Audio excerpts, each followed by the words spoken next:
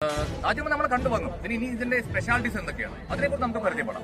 ഇത് 16-ാം നൂറ്റാണ്ടിന്റെ കാലഘട്ടത്താണ് താജ്മഹലിന്റെ പണി നിർമ്മാണം പൂർത്തിയാക്കുന്നത്. ഏകദേശം 400 വർഷത്തിന്റെ മേലെ പഴക്കം ഇതിനുണ്ട്.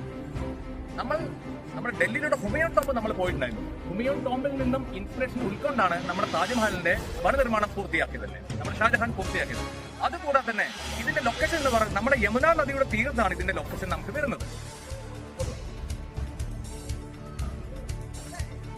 വേൾഡ് ഹെറിറ്റേജ് പട്ടികയിൽ ഇടം പിടിച്ച ഒരു മോണുമെന്റിൽ ഒന്നാണ് നമ്മുടെ താജ്മഹൽ എന്ന് പറയുന്നത്.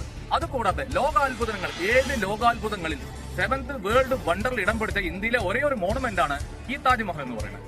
പിന്നെ നമുക്ക് എല്ലാം കോമൺലി അറിയുന്ന പോലെ സ്നേഹത്തിന്റെ സ്തൂപമാണ്, ലവ് ഓഫ് മോണുമെന്റ് ആണ്. ഒരുപാട് സ്പെഷ്യാലിറ്റീസ് നമ്മുടെ താജ്മഹലിൽ ഒരുപാട് തന്നെ ഉണ്ട്.